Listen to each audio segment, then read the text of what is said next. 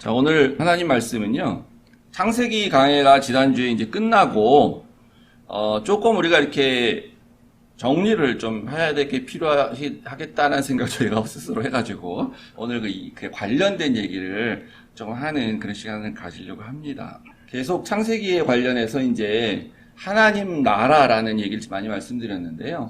하나님 나라와 관련된 건데, 그 하나님 나라는, 이렇게 다른 말로 표현하면, already but not yet. 그래서 이미 그러나 아직이라는 것으로 표현이 됩니다. 조지 레드라는 유명한 신학자가 이렇게 정의했는데 오늘 이게 무슨 말인지에 대해서 이렇게 살펴보도록 하겠습니다. 그래서 하나님 말씀은 누가복음 17장 20절부터 21절 바리새인들이 하나님의 나라가 어느 때에 임하나이까 묻거늘 예수께서 대답하여 이르시되 하나님의 나라는 볼 수 있게 임하는 것이 아니요 또 여기 있다 저기 있다고도 못하리니 하나님의 나라는 너희 안에 있느니라. 아멘. 하나님, 우리가 하나님 나라의 백성이 되었는데 정작 하나님 나라를 너무 잘 모릅니다. 하나님, 우리에게 지혜의 은사와 지혜의 영을 주셔서 하나님이 세우신 나라가 어떤 나라인지 잘 깨달을 수 있도록 주님 축복하여 주시옵소서. 예수님 이름으로 기도했습니다. 아멘. 이 성경에서 가장 중요한 주제를 뽑으라 하면은 뭐 사람마다 조금씩 다르겠지만 대부분의 사람 동의하는 것은 이 성경의 가장 중요한 주제는 하나님의 나라다. 하나님 나라라는 거예요. 그런데 의외로 실제 이렇게 사람들을 만나보면 교회 다니고 있음에도 불구하고 하나님 나라에 대한 말 자체는 들어본 수도 있겠지만 의외로 하나님 나라가 뭔가에 대해서 그러니까 모르는 사람 너무 많고요. 그리고 어떤 사람은 심지어 자기는 교회 몇십 년 다녔는데 교회 다니는 동안 한 번도 그런 얘기를 들어본 적이 없다. 이런 사람도 있습니다. 이게 참 아이러니인데. 물론 뭐 꼭 하나님 나라라고 말을 하지 않고도 설교가 이렇게 또 교회에서 하는 강의가 하나님 나라에 대한 얘기를 하는 거라고도 할 수는 있긴 해요. 그렇지만 이게 좀 정리되어져 있고 좀 알아야 되는데. 제가 그래서 하나님 나라라고 하니까 어떤 사람이 저한테 이렇게 물을지 혹시 모르겠어요. 목사님, 성경에서 가장 중요한 주제는 하나님 나라가 아니고 그 우리 죄를 위해 죽으신 예수 그리스도의 그 복음이 아닙니까? 이렇게 말할 수 있을 것 같아요. 맞는 말이에요. 그 가장 중요한 것도 주제예요. 근데 이 복음과 하나님 나라가 다른 게 아니에요. 별개가 아닙니다. 그래서 복음을 안다면 하나님 나라를 알아야 되는 거고 하나님 나라를 알면 이제 복음도 알아야 되는 건데 복음만 알고 하나님 나라를 모르면 이게 이제 문제인 거죠. 그래서 좀 정리하면 이제 복음의 구체적인 실체가 뭐냐 도대체 복음이라는 게 예수 그리스도가 십자가상에서 우리 죄를 위해서 죽었다는 게 뭐냐 했을 때 그것에 대한 어떤 이미지를 우리가 그린다면 그게 하나님의 나라를 완성하기 위한 것이다라고 말할 수 있고요. 그렇다고 반대로 이제 다시 하나님의 나라는 도대체 그럼 그 구체적인 내용이 뭐냐 했을 때 그게 바로 내용을 정리하면 복음을 얘기를 할 수가 있는 것이에요. 그래서 이 사도들은 예수님 부활 이후에 이제 복음을 전하러 다니지 않습니까? 사역을 하는데 교회를 세우고 그때 복음과 하나님 나라를 같이 전했어요. 대표적인 구절이 사도행전 마지막 장 28장에 바울이 2년 동안 자기 집에 머물면서 차가져온 사람들이 이제 가리키는데 그때 하나님 나라를 전파하며 주 예수 그리스도에 관한 모든 것을 담대하게 거침없이 가르쳤다. 별개가 아니란 거예요, 두 개가. 그래서 왜 이렇게 했을까? 당연한 얘기예요. 너무나 당연한 거. 주 예수 그리스도에 관한 것을 가르치려면 하나님 나라를 가르쳐야 돼요. 왜냐하면 그 예수 그리스도의 그 사역이 하나님 나라를 가르쳤기 때문에 그래요. 예수님의 사역 시작할 때 첫 마디가 뭐냐면 마태복음 4장 17절에 나오는데 회개하라 천국이 가까워왔느니라. 이게 예수님의 첫 일성이에요. 공식적 사역의 첫 일성. 이게 가장 중요한 주제라는 거죠. 나를 믿어라. 이런 게 아니에요. 내가 구세주다. 나는 십자가에서 너희를 위해서 죽을 거다. 이런 얘기를 처음부터 하신 게 아니고 하나님 나라가 가까워왔으니 너희들은 회개해야 된다. 이건 이제 표현상의 문제인데 가까워왔느니라라고만 하는 말이 그러니까 아직 안 왔는데 곧 온다라는 게 아니고요. 여기서의 표현은 그런 거예요. 아직 사람들이 잘 모르니까 가까웠느니라라고 말하지만 이미 와 있다, 이미 도래했다라는 그런 의미에서 이제 영어 성경을 보면 at hand에서 네 손에 이미 있다 이런 뜻을 쓴 그런 의미입니다. 예수님의 그 이후의 모든 말들을 들으면 곧 온다 하나님 나라 그게 아니고 이미 왔다는 걸 전제로 하고 이제 가르치시게 돼요. 그래서 예수님이 많은 비유들로 말씀을 하셨는데 그 비유의 대부분이 천국 비유에 마태복음에 나오는 것 특히 천국은 뭐랑 같다, 천국은 이렇다, 천국은 뭐와 같다 하는 그런 비유를 계속 말씀하시고요. 너무 많으니까 제가 다 찾을 수 없겠고 이제 대표적인 예수님의 설교 두 가지가 있는데 하나는 산상수훈이라고 우리가 보통 말하는 산상설교, 산에서 한 설교라기 때문에 산상설교인데 이거를 너무 중요한 거기 때문에 우리나라 말로 산상수훈 이렇게 합니다. 그 뜻은 후대에 전해야 되는 그런 교훈이라는 뜻이에요. 이 마태복음의 그 산상설교의 내용은 한마디로 하면 뭐냐면 우리가 어떻게 해야 하나님 나라에 들어갈 수 있는가라는 거에 대해서 얘기하는 거예요. 그래서 너희들은 기도할 때, 금식할 때 어떻게 해라 이런 얘기 하죠. 구제할 때 어떻게 해야 된다 이런 얘기 하시고 그리고 이제 마지막 예수님이 잡히시기 전에 이제 감난산이라는 산에 올라가셔서 이제 제자들에게 어떤 또 설교를 길게 하십니다. 그때는 종말에 대한 얘기를 하세요. 그래서 무슨 얘기를 주로 하시냐면 마지막 때에 하나님 나라가 어떻게 이 땅에 임할 것이냐. 그래서 한마디로 요약하면 하나님 나라가 어떻게 이 땅에 들어오게 되는가라는 걸 이제 말씀하시게 됩니다.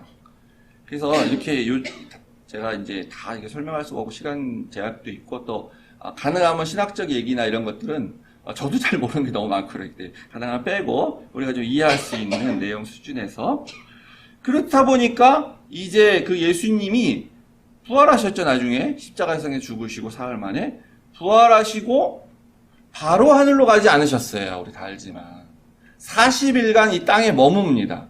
그때 40일 동안 그럼 예수님은 뭘 하셨냐?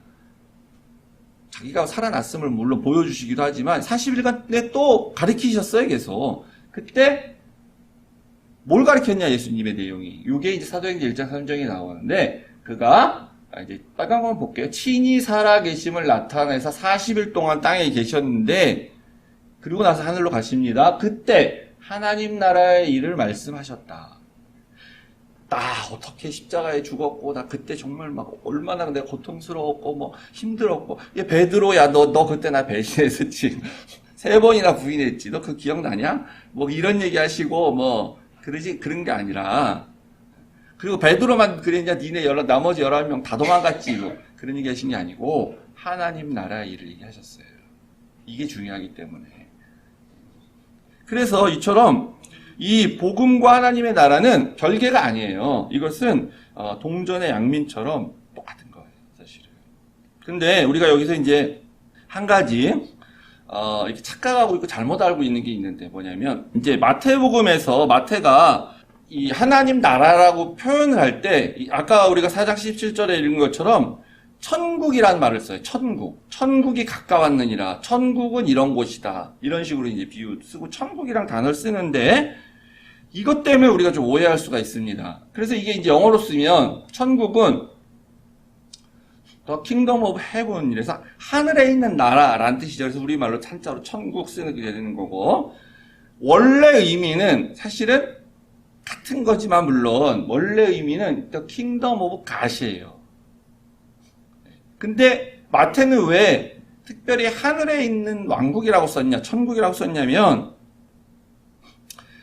유대인들은 하나님의 이름을 부르는 거를 굉장히 조심했습니다. 그러니까 거의 안 했어요. 그거는 이제 하나님을 이렇게 멸시하는 것 같은 거기 때문에 우리가 우리 아버지의 이름을 아들 된 내가 함부로 부르면 안 되는 것처럼 유대인들이 우리가 믿는 그 신 이름이 여호와인데 하나님이 아니고 여호와인데 그래서 여호와의 나라 이런 식으로 하나님의 이름을 거기다 붙이는 거를 꺼려했어요. 그러니까 마태가 그렇게 쓰지 않고 그런 같은 의미지만 이렇게 쓴 거예요. 천국이라고. 이제 우리는 그러다 보니까 어떤 오해를 하냐면 우리 한국 사람들이 특히 그렇게 되는데 우리 한국에 원래 불교가 오래 있었잖아요. 1000년 이상. 그 불교에서 극락이라는 사상이 있어요. 극락. 그래서 우리가 어떻게 받아들이냐면 우리가 기독교에서 천국이라고 말할 때 그거를 불교에서 말하는 극락이라는 개념으로 이렇게 오해하는 경우가 있어요. 그렇게 많이 받아들였어요, 그 전에. 그러니까 특히 이제 우리 더 어른 세대는. 이 불교에서 말하는 극락도 정확하게 정의를 하지 않고 있고, 그냥 극락, 그것은, 좋은 장소, 죽어서 가는 어떤 장소인데 좋은 곳이야. 파라다이스 같은 곳이야. 천국과 같은 곳이야. 근데 그 하늘에 있어. 이렇게 우리가 쉽게 생각한다는 거예요. 그래서 여기서 그렇게 생각하다 보니까 원래 중요한 거는 이 장소적 개념에 하늘이 아니에요. 킹덤이 중요한 거예요. 킹덤, 나라가. 어디에 있을지 우리 몰라요, 사실은. 그게 하늘에 있는 건지 어디인지 몰라. 중요한 건 나라인데, 킹덤인데, 우리가 하늘, 죽어서 가는 어떤 곳, 이렇게만 생각을 한다는 것이죠. 그게 잘못된 생각입니다. 그렇게 생각하시면 안 돼요. 그래서 제가 지난 1년 동안에 이제 창세기 강의를 33번 드렸는데, 제가 하나님 나라란 말 거기서 많이 썼었죠. 창세기에 나오기 때문에. 아브라함을 부르신 이유가 하나님 나라를 만들기 위해서 부르셨다라고 제가 말씀드렸어요. 기억하세요. 하나님 나라를 만들기 위해서 아브라함을 부르셨다. 근데 그 앞에 무슨 일이 있었습니까? 바벨탑 사건이 있었어요. 바벨탑. 바벨탑이란 건 바벨 제국, 바벨이란 나라를 말하는 겁니다. 인간이 나라를 만들어요. 그 전에. 아담이 타락한 이후에 인간들은 모이면 나라를 만들어요. 근데 그 나라라는 거는 우리가 생각하는 이런 나라가 아니에요. 형태적으로는 그러는데 왜 모여서 국가라는 형태의 나라를 만들게 되냐면 우리가 이렇게 뭉쳐서 살아야 하나님이 우리를 더 이상 흩트지 않으신다 라고 생각하는 거예요. 그래서 만드는 거예요. 하나님을 못 믿어서 만드는 거예요. 하나님께서 보호해 주신다고 했는데 그래서 너희들은 흩어져서 생육하고 번성하라고 했는데 하나님을 못 믿기 때문에 그래서 우리끼리 뭉쳐서 살아야 된다라고 나라를 자꾸 만드는 거예요. 근데 그래서 타락하니까 홍수가 있었죠. 심판이 있었어요.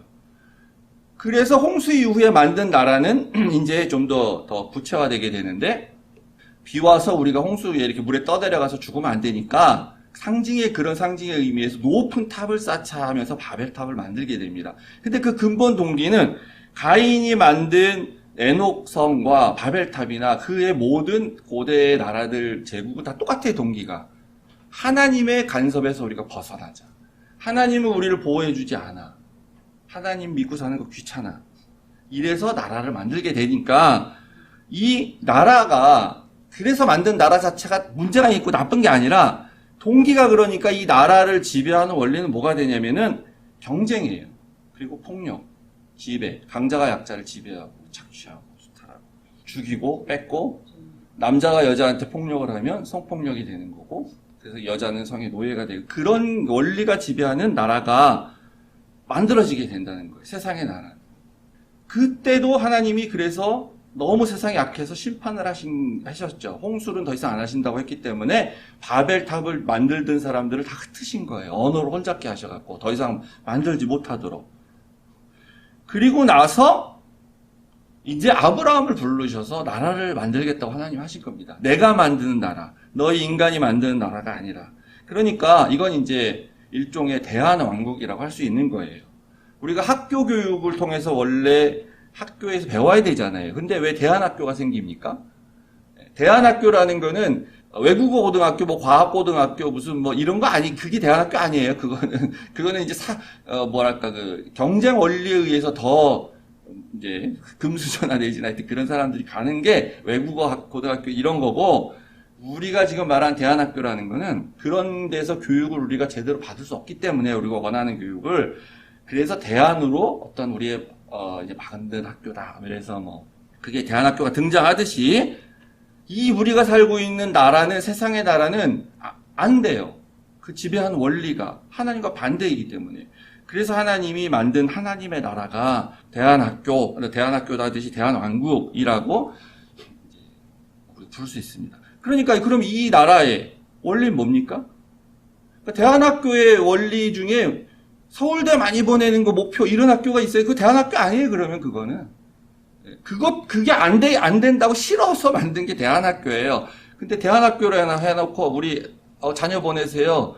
그랬는데 가니까 교육 원리에 서울대 뭐 몇 명 목표, 무슨 뭐 유학생 몇 명 목표, 이렇게 해놓고 대안학교가 아닌 거예요.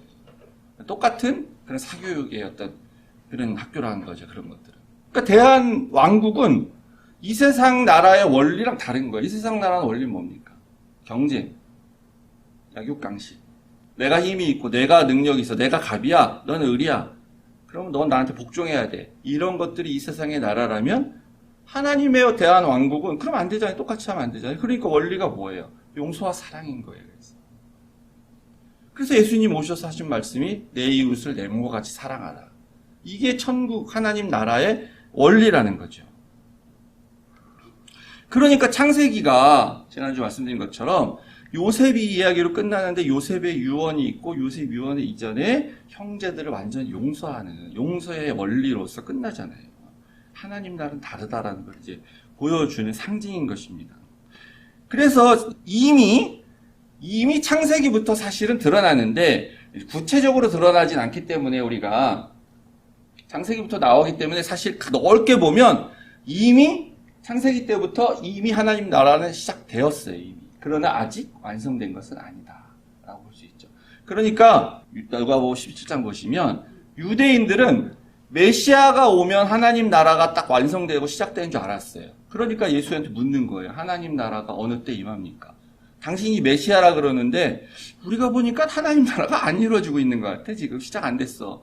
그래서 당신이 생각한 하나님 나라는 언제 이루어지는 거냐? 라고 묻죠. 그랬더니 예수님이 뭐라 그럽니까? 하나님 나라는 볼 수 있는 것이 아니다. 그렇게 임하지 않는다. 하나님 나라는 너희 안에 있다라고 말하는데 이거는 니들 맘먹기 나름으로 마음 생각하기 나름으로 하나님 나라가 정의되고 규정된다는 말이 아닙니다.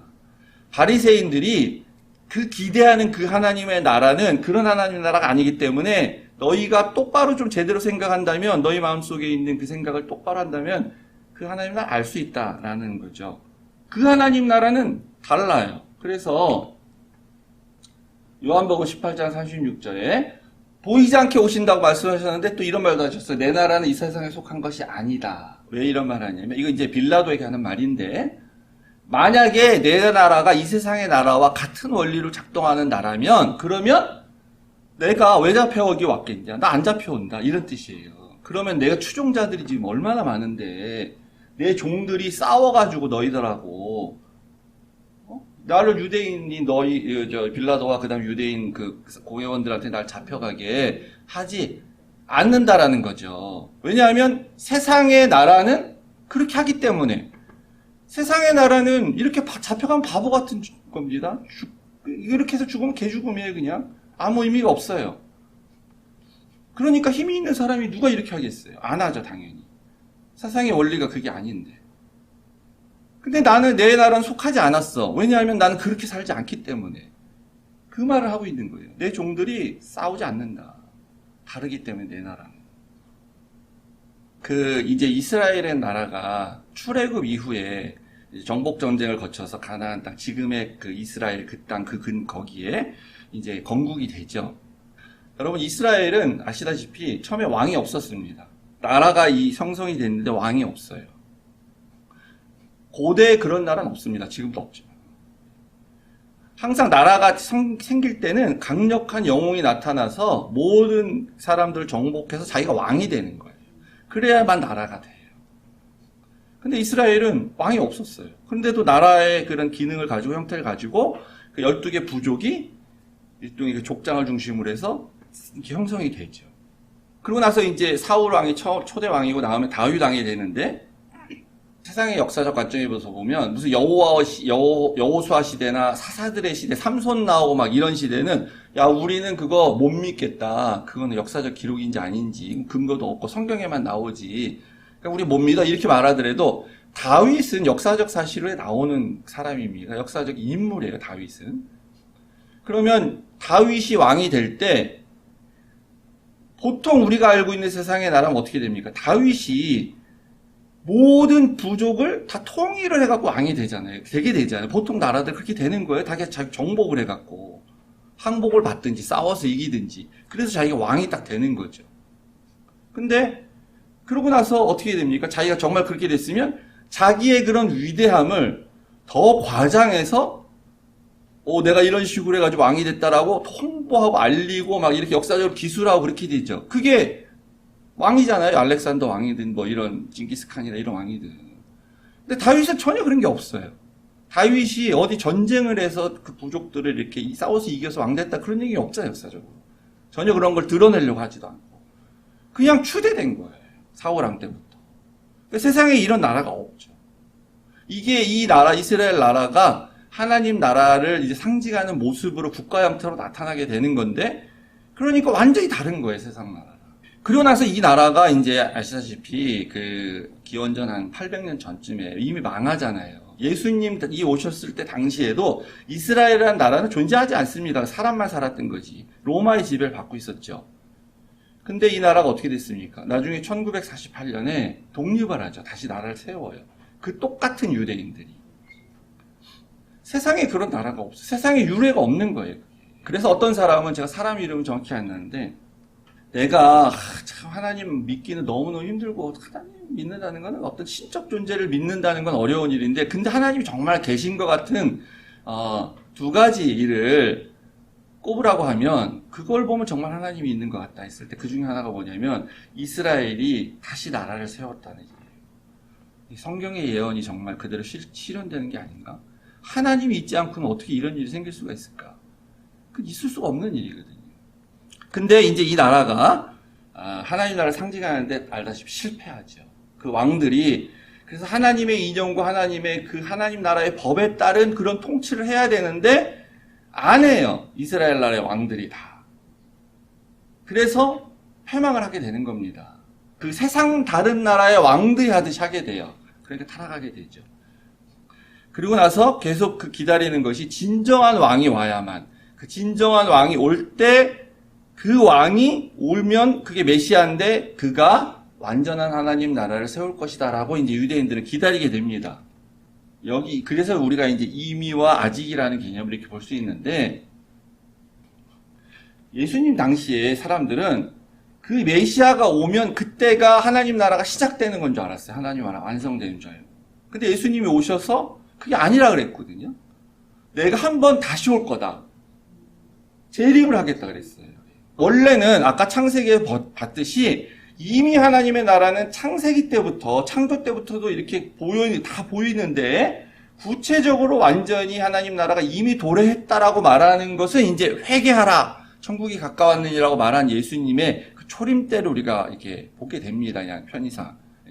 그리고 나서 하나님 나라가 완성이 안 됐어요. 아직 어떻게 보면. 이 땅 가운데 완성이 안 됐다는 거예요. 언제 되냐? 다시 올 것이다. 그때 하나님 나라가 이제 완성이 된다는 거예요. 그래서 우리는 지금 요 까만색 부분에 요 겹쳐져 있는 세계, 여기에서 지금 살고 있다는 거예요. 우리가 다 지금. 이미 왔지만 아직 완성되지 않았다는 개념에서. 그래서 이제 이 성경 구절 가운데 이런 게 있습니다. 분명히 성경에서는 이렇게 말하고 있어요. 빨간색만 보겠습니다. 사랑하는 아들의 나라를 옮겨주셨습니다. 우리를. 다른 나라에 가서 살게 해줬대요. 이게 딱 선언하고 있어요. 이미 살고 있다고. 어둠의 권세에서 구출하여서. 그리고 요한일서 보면 이제 우리는 하나님의 자녀입니다. 하나님 믿으니까 자녀가 됐죠, 당연히. 근데 앞으로 우리가 어떻게 될지는 아직 밝혀지지 않았습니다. 아직 모릅니다. 하나님의 자녀인 건 분명한데, 근데 앞으로 어떻게 되는 건가? 하나님 나라와 관련된 얘기죠. 근데 그리스도께서 나타나시면, 요한 1서니까 초림이 아니라 재림 때를 말하는 겁니다. 그때 다시 오면 그때 우리도 그렇게 될 것이라는 걸 예수님을 보고 딱 정확히 알게 될 것입니다. 라고 얘기하죠. 얼마 전에 뭐 넷플릭스에서 나오랬는데 뭐 자칭 재림 예수란 사람들 하도 얼마나 어이가 없고 그러면 넷플릭스에까지 이렇게 다큐멘터리를 찍어서 나왔는지 모르겠지만 그 사람 많죠? 자칭 예수란 사람들. 그 사람이 정말 진짜냐 가짜냐 그걸 판별하는 거는 들어볼 필요도 없어요. 진짜 예수님이 오셔서 전도하고 나를 믿어라 이런 얘기 이제 더 이상 안 합니다. 예수님이 재림하시면 그때 끝이에요. 그때는 그냥 심판이에요, 바로. 무슨 누가 자기가 재림 예수라고 하면서 나타나가지고 와서 나를 믿어야 된다, 너희들 뭐 이렇게 하는 무슨 어떤 그런 여러 사이비 종교들 있지 않습니까? 다 가짜예요, 그래서. 더 이상 전도하고 믿어라 이런 얘기 안 하세요. 이제 오시면은 끝이에요 거기서. 그래서 우리는 이렇게 아까 본 것처럼 이 중간 세상에서 살고 있어요. 그래서 어떤 일이 생기냐면 여기에 우리가 살고 있기 때문에 이런 일이 생기는 겁니다. 하나님이 있다면 세상이 왜 이 모양이야? 하나님이 계시다면 악인이 왜 이렇게 저렇게 잘 돼? 왜 이런 일이 생겨? 교회가 왜 이 모양이야 도대체? 교회는 왜 이렇게 타락을 했어? 우리가 중간에 살고 있기 때문에 그런 거예요. 완성되지 않았기 때문에 아직 불완전하기 때문에.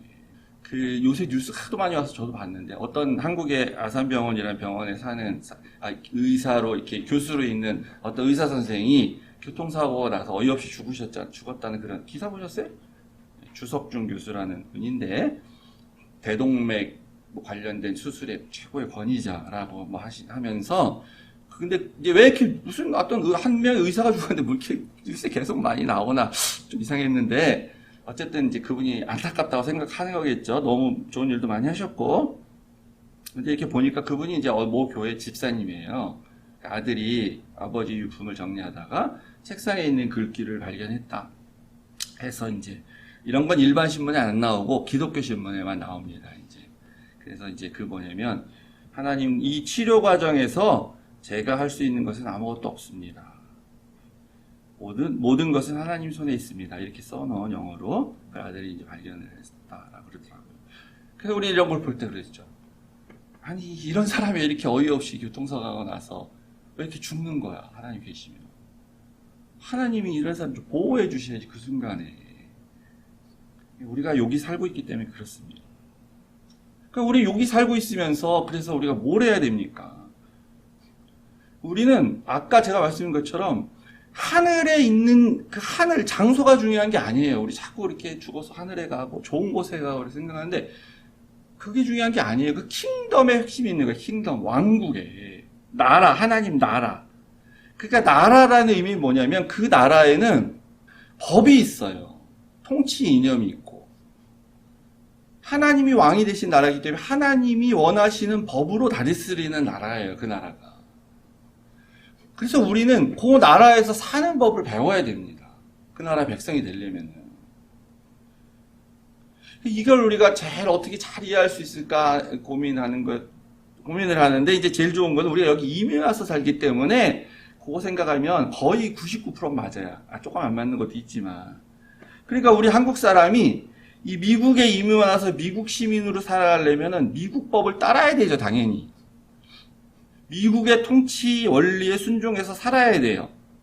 여기 와서 사는데 한국 법으로 살려고 그러면 안 돼요. 여기 와서 무슨 문제가 생겼는데 경찰서 가가지고 한국에서는 이렇게 안 하는데 이렇게 아무 소용 없는 거잖아요, 당연히. 여기 법대로 살아야 돼. 그래서 지난번에도 한번 소개해드렸지만 그 미국 시민권 선서를 할 때 되게 길어요. 이거 외워서 하는 거 아니겠지 설마? 저도 안 해봤지만 그냥 이렇게 쭉 얘기하면 뭐 그냥 저도 뭐 그렇게 합니다 이렇게 하고 선언하는 거겠죠.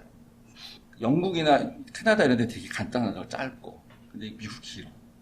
이런 말이 있어요. 시민권 선서할 때 시민권 나 미국 시민이 되면 이렇게 맹세해야 돼요. 나는 내가 이 시민 또는 시민이었던 어떤 외국에 우리 같으면 한국이죠. 거기에 대통령이나 그 한국의 통치권에 대한 모든 충성과 신의를 절대적으로 완전하게 포기한다는 걸 선언해요. 어떻게 보면 당연한 얘기죠, 이게. 이 나라 백성이 되기 위해서는 비합중국의 헌법과 법률을 지지하고 수호할 것입니다.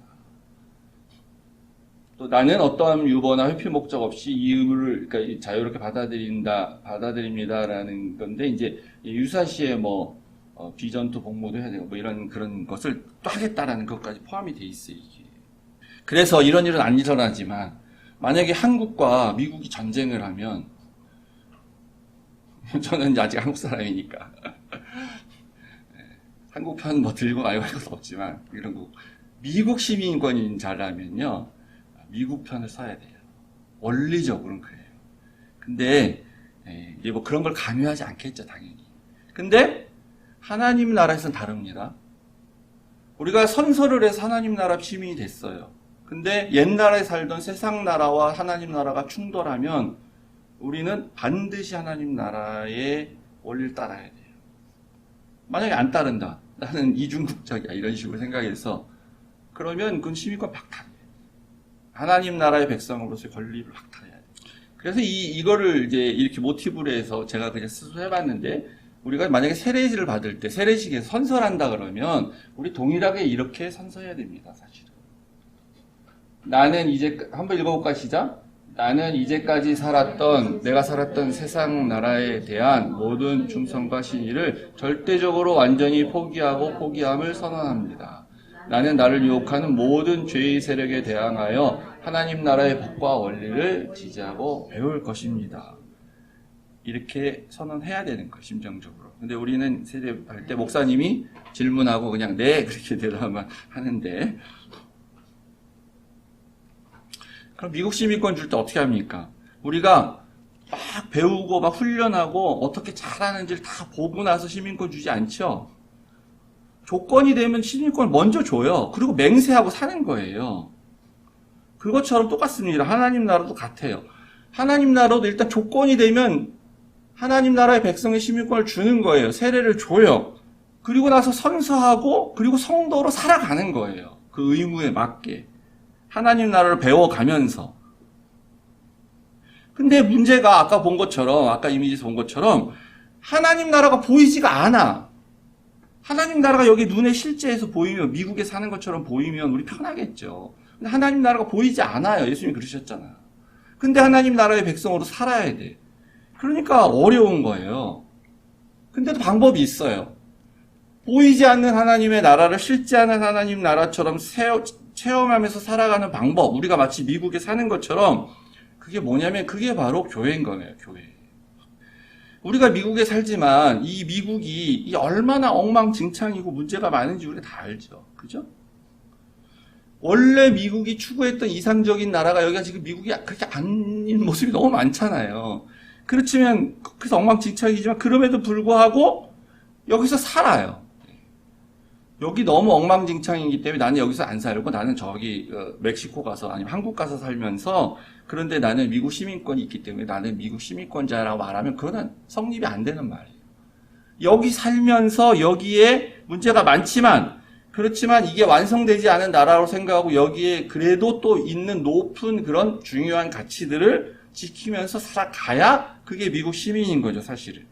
근데 여기는 영원히 실현되지 않아요. 근데 우리가 말하는 하나님의 나라는 실현되는 날이 와요, 반드시. 똑같이 교회가 또 문제가 많아요. 미국도 엉망진창인 것처럼. 교회에 문제가 많아요. 그런데 교회가 없으면 그 나라의 법을 배울 수가 없어요. 그 나라의 시민으로 살아가는 원리를 체득할 수가 없게 돼요. 법은 배울 수 있어요, 이론적으로. 근데 우리가 그걸 뭐라 그럽니까? 법기술자라 그러죠. 법만 잘 열심히 공부해서 법만 잘하는 사람. 법기술자. 법꾸라지. 법미꾸라지라 그래가지고 법꾸라지라고 하고. 살살살 법망만 피해 다니고 할 수 있는. 그렇게 법을 배울 수는 있어요. 하나님의 법도 마찬가지죠. 하나님의 법을 내가 잘 알 수 있어요. 마치 굉장히 공부만 해갖고. 그럼 법기술자 되는 거예요. 그 바리새인 되는 겁니다, 그러면 법의 진정한 취지, 하나님이 그 법을 만드신 진정한 취지를 깨달지 못하기 때문에, 왜냐하면 그 교회란 곳에서, 그 세상이란 곳에서 살면서 거기서 이 법이 어떻게 적용돼야 되고, 이게 어떻게 내가 용서할 건 용서하고, 어떻게 하여튼 이런 것들을 배우고 알아야 되는데, 그런 걸 경험하지 않기 때문에, 그래서 하나님에 대해서 알기는 많이 아는데, 잘못 알고 있는 바리새인과 같이 될 수 있는 거죠. 진정한 법의 취지를 살리려면 세상을 잘 알고 거기 살면서 거기서 체득해야 되는 것처럼, 교회에서 교회를 경험하고 교회에서 살아야 교회에서 하나님의 법이 어떻게 적용되는 것을 알 수가 있는 거예요. 근데 이제 우리는 다 이런 말 하는 거예요. 하나님은 좋은데, 예수는 좋은데 교회는 싫다. 그래서 미국에 유행하는 말, 이미 오래전부터 70년대에 Jesus yes, Church no. 지금 미국의 많은 사람들을 조사해보면 교회는 안 나갔는데 스스로 자기가 하나님을 믿는 사람이라고 말하는 사람이 비율이 뭐 30% 된다, 뭐 40% 된다, 많게는 이런 이렇게 나오잖아요. 그나마 그렇게 생각하면 불행 중 다행일 수도 있겠지만, 극단적으로 얘기하면 그 사람들은 교인이 아니고 그리스도인이 아닙니다. 하나님 나라의 시민이 아니에요. 자기가 잘못 알고 있어서 지금 그렇게 해도 된다고 생각한다면은 그러면 이해할 수 있는데 다 알고도 그렇게 하고 있다면은 그 사람들은 그리스도인이 아니에요. 그건 마치 우리가 옛날에 한국에서 우리 엄마가 절에 다니니까 나 절에 그냥 쫓아다녀가지고 너 종교 뭐야 그러면 저 불교에 이렇게 말하는 사람 똑같은 거예요. 나 불교 하나도 안 믿어요 사실은. 저도 그랬어요 옛날에. 학교에서 종교적으로 그러면 우리 엄마가 절에 가니까 불교인가 보다 그러고 불교 이렇게 치는 거예요. 불교도 아니에요 전혀. 이제 우리 코로나를 거치면서 우리가 이제 온라인 예배란 걸 드렸는데 특수한 상황 속에서 드리는 겁니다. 온라인 예배란 걸 드려도 그 온라인 예배를 온라인 들 뿐이지 교회라는 공동체 안에서 하는 걸 다 안 해도 된다라고 말하는 게 아니에요. 심정은 이해하는데 그 사람들은 교인이 아니에요. 그리스도인의 숫자에 더 이상 넣으면 안 돼요. 그런 사람들은. 우리가 미국 시민으로서 살아가려면 배워야 할 것이 있어야 되고 감당해야 될 어떤 성실한 의무 뭐 이런 것도 있고 또 자발적으로 이 나라에 우리가 기여해야 될 것도 있죠. 세금도 잘 내야 되고 또 세금을 넘어서서 도네이션도 많이 하고 또 이제 구제도 좀 하고 이런 것들 또 봉사활동도 해야 되고 이런 것들을 해야 되는데 이런 거 하나도 안 하면서 그러면서 나는 미국 시민이야 라고 말하는 거랑 똑같은 거죠. 교회에 속하지 않고 바깥에 있으면서 난 하나님 믿어 말하는 사람들이 똑같은 거예요. 하나도 준비된 게 없는데 그런데 미국에서 난 살겠다 우기는. 교회를 통해서 하나님 나라 백성으로 살 준비는 하나도 안 했는데 하나님의 법에 대해서 아는 것도 하나도 없는데 나는 천국에 가서 살 사람이에요. 나는 꼭 천국에 가서 살아야 돼라고 바꿔 우기는 그런 거죠. 근데 이게 하나도 변화되지 않은 모습으로 우리가 천국을 가면 어떻게 됩니까? 이거 굉장히 복잡한 문제긴 한데 천국은 우리가 생각했을 때 우리가 생각하는 여러분 각자 생각하는 그런 곳이 천국인데 이 세상하고 달라야 되잖아요. 이 세상에서 살던 나의 욕심과 경쟁심, 질투심, 부러움, 시기 이런 걸 가지고 내 마음 그대로 다 가지고 내가 천국에 가면 그 천국이 나한테 천국이 돼요? 거기서도 계속 비교할 거 아니에요. 그러니까. 내 마음속에 그게 그대로 있으면 이게 변화돼서 가야 거기가 천국이 되는 거잖아요. 그러면 뭐 하나님이 나를 완전히 무슨 다른 사람을 확 그 순간에 개조시켜줘서 내가 바뀌어서 이렇게 가는 건지 그런 거 알 수 없는데 그게 아니에요. 이 세상에서 우리가 은혜를 받고 하나님 법을 배우고 내가 죄를 짓지만 회개하는 걸 배우고 또 다른 사람을 전에 시기하고 질투했지만 용서하는 걸 배우고 실천하고 이런 연습을 해서 갔을 때 그 천국이 나에게 천국이 되는 거죠. 예수님 마지막 때 오셔서 이렇게 말씀하신답니다. 창세로부터 너희를 위하여 예비된 나라를 상속받으라. 주시는 거예요. 나라를. 너희들은 받을 자격이 있어. 우리가 하나님 나라를 받을 수 있을까요? 교회는 그리스도의 몸이며 그리스도가 교회의 머리인데 왜 몸인 교회가 이 모양이냐. 이게 그러면 머리가 문제지. 몸이 문제가 아니라. 근데 여기서 사도 바울이 말하는 교회는 이런 하늘시학교회 이런 교회를 말하는 게 아니에요. 우리 교회의 머리가 예수님이 물론 되시기도 하세요. 근데 이 교회는 지상에 있는 어떤 개별적 교회를 말하는 게 아니라 천상에 있는 영적 세계로서의 그 교회, 더 처치를 말하는 거예요. 하나님 나라의 원리에서 천국을 준비하기 위해서 이 땅 가운데 보여준 그 교회. 그 교회의 그 머리가 그리스도라는 겁니다. 그러니까 이 땅의 교회는 우리가 예수님을 머리로 모신 것처럼 살면서 최선을 다해서 그리스도인으로 살려고 하지만 불완전해요. 그래서 문제가 생겨요. 교회를 통해서 이미 도래한 하나님 나라를 경험하고 겪지 않으면은 그러면 완성된 하나님 나라가 왔을 때에 우리가 그 나라에 들어갈 수 있다라고 그 나라의 백성으로 살 수 있다라고 장담할 수가 없어요. 그 나라의 시민으로 살아갈 수 있는 준비를 지금 하고 있어야 되는 것이에요. 그 준비를 하라고 교회를 세우신 거죠. 지상교회를. 불완전하지만. 우리가 그 더 처치, 그 교회를 생각하면서, 그 이상적인 교회를 생각하면서. 그러니까 교회는 문제가 많고 타락할 수도 있지만, 또 없어지기도 하고, 심판도 받지만, 또 다시 회복하기도 하고, 회개하기도 하고. 우리가 다 같이 천사 같은 사람이면은, 좋겠지만, 그렇지 않죠. 그래서 교회에서 힘들고 어렵고, 다툼도 있고 문제도 있고 누구 때문에 교회 안 나온다 이런 얘기도 막 있지만 그러나 또 화해하고 용서하고 그런 과정을 겪으면서 하나님 나라의 법대로 사는 법을 우리가 배워가는 거고, 말씀을 들으면서, 예배를 드리면서, 우리가 아브라함의 얘기를 들으면서, 이삭의 얘기, 야곱의 얘기, 요셉의 얘기를 들으면서 그들이 어떻게 하나님 나라의 법에 의해서 살았는지를 보면서 우리도 그렇게 살려고 노력하고, 이런 것을 하는 곳이 바로 교회라는 거죠. 그래서 교회 안 나가면서 나는 믿는 사람이다, 난 하나님 믿어, 이렇게 얘기하면 불쌍하게 보셔야 돼요. 교회를 나가서는 아무 답이 없습니다. 일시적으로 그럴 수 있지만 반드시 돌아오셔야 돼요. 그 교회에 대해서 우리가 다음 주에 한번 좀 구체적으로 살펴보도록 하겠습니다. 우리 다 일어서셔서 우리 하나님의 백성된 마음으로 마지막 찬양, 우리는 주의 백성이오니, 함께 찬양하겠습니다.